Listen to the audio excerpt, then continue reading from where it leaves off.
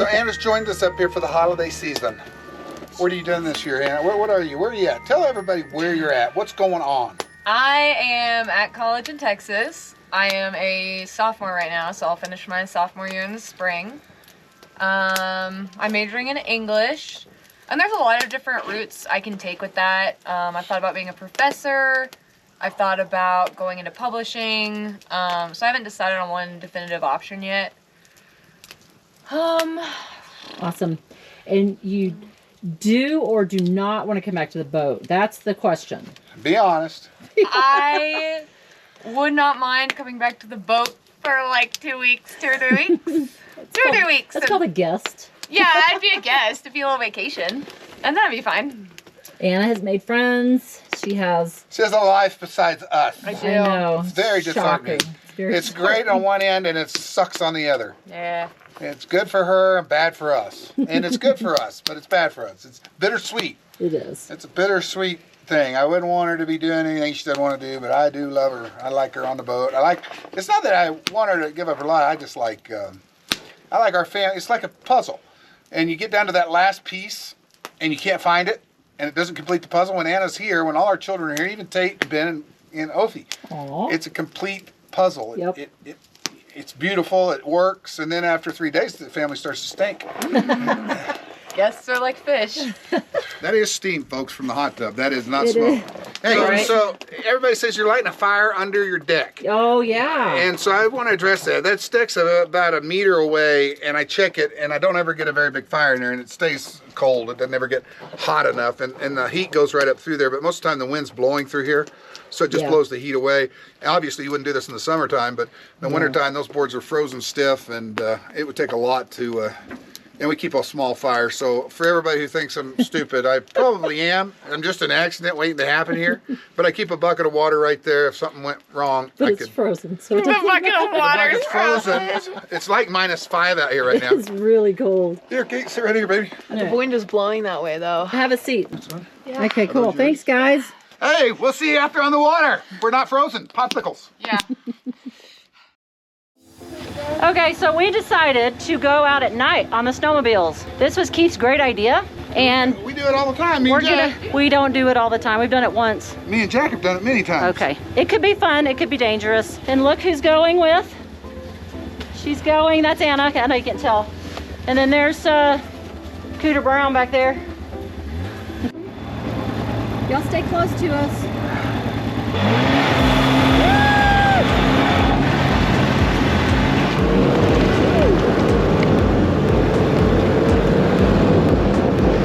We have a third snowmobile that's like 50 years old. That's what Anna's driving. We call it all blue. It's really easy to maneuver. She's so ancient. It's very ancient.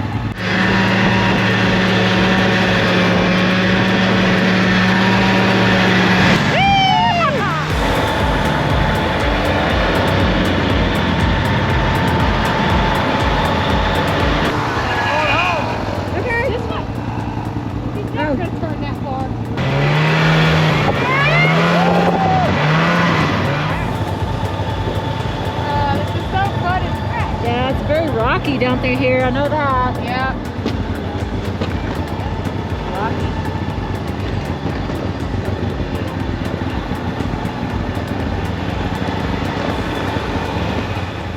Good. I made it all the way up that steep part right there. Nice. Didn't. Yeah, she did good. She started going really fast. I got a little nervous. Anna Banana, you animal. Was that fun? Yeah. That was fun. A lot better than it used to be.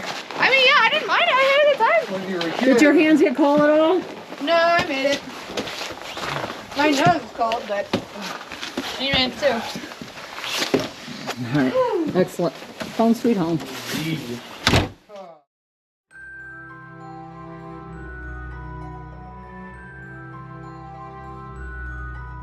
Well, I hope you enjoyed that snowmobile adventure. That was a lot of fun. Me and Jack go all the time, even though Renee said we never go. Well, that was the first time Renee went, maybe one other time, but me and Jack go all the time at night. We love going out on the trails. With that being said, the next day we had to put Anna on a plane. It was her time to go back to college, and that was a real heartbreaker for me and Renee. And it just, you know, it's been hard getting used to Anna loving her life there as much as she loved it with us. And And it's been a hard adjustment for me and Renee to get used to our children, our older children, wanting their own lives and wanting their lives separated from us. And we think they'll come back to us. We hope they do, but and we're happy that they're doing their own lives. It's very good and very satisfying that they're able to do that. But at the same time, we didn't have kids so they'd run off and live at the four ends of the earth, the four corners of the earth. We just didn't do that. But anyway, she's happy at college. She loves her friends. She's got a great group of friends she runs around with there. We can't be more proud of her. But it's been a hard adjustment. It'll be a hard adjustment if Jack decides to leave. I never envisioned what we had planned for this. And when all our kids are here and they're all together, it's like I said in the video, there's a puzzle. And one piece missing out of that puzzle is incomplete. And when it's all together, it's a beautiful thing. And our family, and I'm biased, is a beautiful thing. Everything. And it was just hard. It's hard being up here without all my family here. And it's not the same because this is where we had memories of our children when they were little. So enough of that emotional stuff. We miss her. It's sad going back to the boat. We're going to be back on the boat here in a week or so in the Maldives. We're looking forward to that. We're actually ready to go back to the boat. And it's very exciting for us. But once again, we're going back without Anna again. And I would love to have Tate and Ben and Ophelia, our other daughter and granddaughter and son-in-law, with us too as well. But everybody has their lives. Me and Renee have really had to press into each other during these times, raising these older kids and being parents to older children. It's been a very, very hard adjustment for us.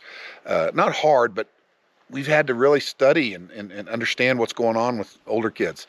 So with that being said, this next video clip, I hope you love it. It's the last year Anna was on the boat, and she talks a little bit about what she went through and what they go through. And we see it. We see that older girls out there in the sailing community have a harder time because there's just not a lot of social peer activity with that, 16, 17, 18-year-old girls out there on the water. And then when they are there, you might be with them for a few weeks and then they're gone. And then you always got to be leery of the psycho boats. You don't want to be around the psycho boats with psycho kids, psycho parents. The kids may get along great, but the parents are psycho. I know we've been called psycho. Hope you enjoy the clip, guys, and we'll be in warmer weather very soon. So enjoy. The main reason we pulled our kids out of the vacuum of suburban America and set off on a boat was to have this invaluable time with them. To know they're seeing and doing things they'd never experience or even learn about in a traditional lifestyle. Where we encounter the unknown, we expand the depths of our courage and our self-confidence. We swim with sharks, for instance, and shatter all the preconceived fears and notions that society had blinded us to. And then when they make friends out here to share these experiences with, it just rounds out what we think their childhood should look like.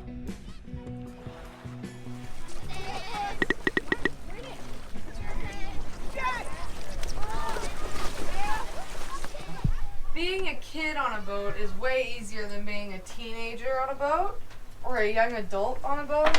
I agree. Because, being a kid, you're not worried about, you just make friends with whoever, but when you're a teenager, it's you don't have certain aspects of socializing. It's not like you hanging out with friends every weekend and all that. And It's that wording. Being a kid is easier than being a teenager. Yeah, a teenager, you've got You're more concerned about, future to think about. I'm 16 and I still hang out with all the little kids. Yes, so do I.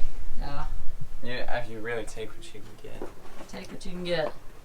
But don't you think that's a good thing, to expand your peer group? Because in a school setting, you're only in a classroom with people that are your age. And so you only get their perspective on life and their interests, and you don't have to learn to be patient. Hanging out with the same group of 9-year-olds gets kind of tiring after a while when all they want to do is go run around in the woods and start fires and do all sorts of stuff. Maybe you're learning patience and understanding. Hey, it builds character. Builds character, exactly. Whenever, I was thinking about it last night, whenever you meet a new kid boat, it takes a while of knowing each other to get used to each other and to be comfortable. I recall inviting Elysian over here, and Gidge was he was kind of uncomfortable. He was just sitting here, kind of what I do. And now whenever he comes over, he's just lay down, get himself water, do whatever he wants. The awkwardness is gone. Yeah, it's faded. We're past that part.